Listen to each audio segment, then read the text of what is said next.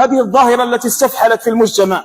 نذكروا ظاهرة استفحلت في المجتمع، الطلاق، كثرة الطلاق في المجتمع.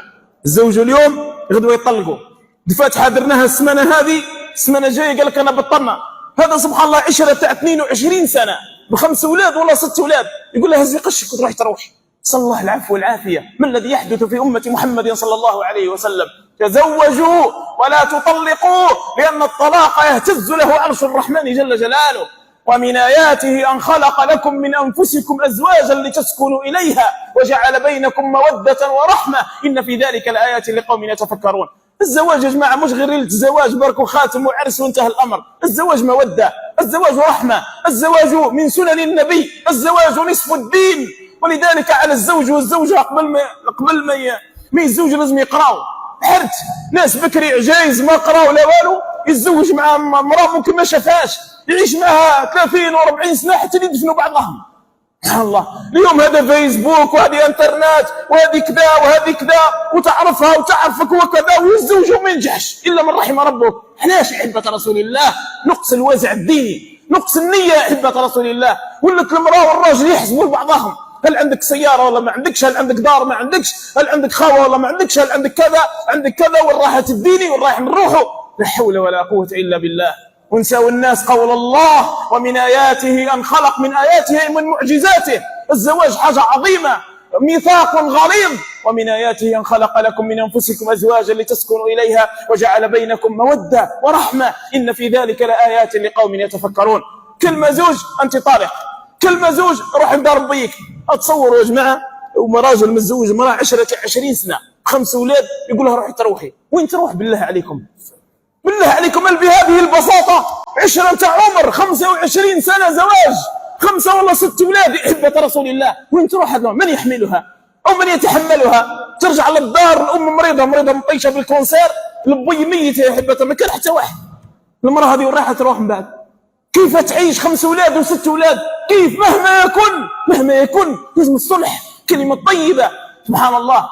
فإن كرهتموهن فعسى أن تكرهوا شيئا ويجعل الله فيه خيرا كثيرا. هذه المرأة عندك 25 سنة معها وانت صابر يا سيدي، ما عندهاش أي خلق مليح، ما عندهاش حسنات. سبحان الله. ربي يقول ولا تنسوا الفضل بينكم. والولاد هذوك وين يروحوا؟ ولادك واحد صغير مهزوز في اليد وجاي، وين يروحوا الولاد هذو؟ تبقى تدور بهم من جامع لجامع ومن محطة حافلات لمحطة حافلات. كيف يا أحبة رسول الله؟ صلوا على رسول الله. واسألوا المحاكم تخبركم عما يحدث، واسألوا المحاكم تخبركم عما يحدث. عيب وعار والله، غير عيب في أمة محمد صلى الله عليه وسلم. الميثاق الغليظ ما نقولوش ما كانش الطلاق يكون، أما يكون بهذه الكمية. حتى رأينا فيديو أن امرأة احتفلت فرحانة دايرة عرس، على واش؟ لأنها تطلقت من هذا الرجل. مرتبة الأولى هايس عيب وعار، عيب. الزواج سنتي أحبة رسول الله صلى الله عليه وسلم، هكذا يقول النبي صلى الله عليه وسلم. فمن رغب عن سنتي فليس مني. حتى أن في جمعيات الآن أصبحت جمعيات تدعو المرأة إلى الخلع، تقول لها خليك منه، أنت حياتك كاملة تجيبها مع هذا الرجل تمرميد وكذا. صح الإنسان والمؤمن والمؤمنة عليهم أن يرجعوا لشرع الله عز وجل. صلوا على رسول الله صلى الله عليه وسلم. ظاهرة الطلاق أول من يدخل فيها هو إبليس عليه لعنة الله. وربي قال ألم أعهد إليكم يا بني آدم ألا تعبدوا الشيطان إنه لكم عدو مبين وأن اعبدوني هذا صراط مستقيم. نلقى امرأة بالأمس امرأة جاية البرج القرآن، وش بك مخلوقة؟ راني مع ما كانش 25 سنة ولا 30 سنة ما لحقتش. وش بك مخلوقة جاية من وراها 5 أولاد. نحكي لكم الواقع المعيشي أحبة رسول الله، باش تشوفوا المعاناة وش راه يحدث في المجتمع. ونحن لا نحاسب الناس ولكن نذكر أنفسنا والناس من باب قول رب الناس وذكر فإن الذكرى تنفع المؤمنين. بالتذكير فقط. هنا مش يوم المحاسبة ما بين يدين ربي يوم القيامة. يقول الله عز وجل في محكمة الله بين الظالم والمظلوم، يقول للمظلوم يا أيها المظلوم تقدم، ويقول للظالم يا أيها الظالم لا تتكلم. محكمة. ونضع الموازين القسط ليوم القيامة فلا تظلم نفس شيئا وإن كان مثقال حبة من خردل أتينا بها وكفى بنا حاسبين. أمة محمد صلى الله عليه وسلم باش تحافظ على سنة النبي أصبحت تفرح بالطلاق. وتضحك على سنة النبي ومن بني جلدتنا ومن أبناء أمة محمد صلى الله عليه وسلم. امرأة ضعيفة، مهما كان الامرأة ضعيفة، مهما كان أحبة رسول الله. وصية النبي صلى الله عليه وسلم قبل موته: استوصوا بالنساء خيرا. قالت لك أنا خلاص الزوج تاعي وطلقني وضربني وخرجني، حتى أنه باش يخرجني من البيت واش يدير لها؟ يشد ولاده يا أحبة رسول الله، يحملوا السيجارة تاع التدخين أكرمكم الله وعز قدركم، ويحرق زوجته وولاده بالواحد باش يخرجهم من البيت. والله على ما أقول شهيد.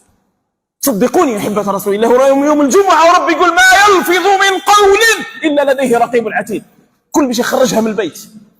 حوله مهما كان يا سيدي، ما المرأة دي ما هزها دير لها مكان. هادو ولادك ولاد صغار، نخر فيهم في عمره 4 سنين ولا 3 سنين يجري طفلة صغيرة أحبة رسول الله، قشهم مزقين مسخين هكذاك مساكن. سبحان الله، إنسان يحسهم ولاده. أو ترضاه في أمك في أختك في كذا؟ ما يرضاش الناس. لا يؤمن أحدكم حتى يحب لأخيه ما يحب لنفسه. أنت الزوج بتجيب 5 أولاد وتطيشهم وتحرقهم بالسيجارة، ماذا ستقول لله يوم القيامة؟ ماذا ستقول لله يوم القيامة؟ ما تفهمتش مع المرأة هذه. وش ذنب الوليدات هذه؟ ما ذنبهم؟ من استرعاه الله رعية مات يوم مات غاشا لرعيته إلا حرم الله عليه الجنة. هاي رعية، هذوك أولادك مسؤول عليهم يوم القيامة، مسؤول على لباسهم، مسؤول على حذائهم، مسؤول على دوائهم، مسؤول على قرايتهم، مسؤول على كلش. من استرعاه الله رعية مات يوم مات غاشا لرعيته إلا حرم الله عليه الجنة. مهما يكن. المرأة راك ما تفهمتش معها، معلش. والأولاد وش ذنبهم؟ أقتلتهم وهم أحياء، قتلتهم وهم أحياء، سيوقفوك أمام الله يوم القيامة وإذا الموءودة سئلت بأي ذنب قتلت. نعم، حقرة.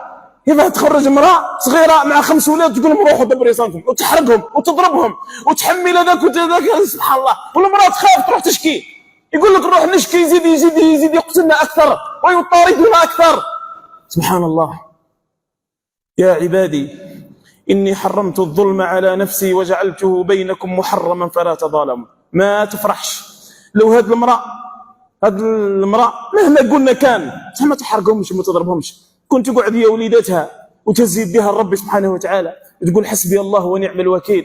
ودعوة المظلوم يرفعها الله فوق الغمام ويقول: وعزتي وجلالي لأنصرنك ولو بعد حين.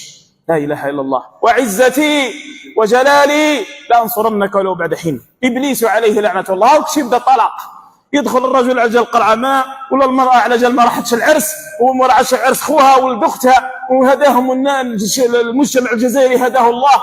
إنسان يتزوج إلى قاعد عنده خوت وبنات، يبقوا بعض العائلات هداهم الله سبحان الله، يبقوا مع هذا الزوج حتى يطلقوها. نهار يطلقوها يفرحوا يقولوا خلاص أنا طلقناها.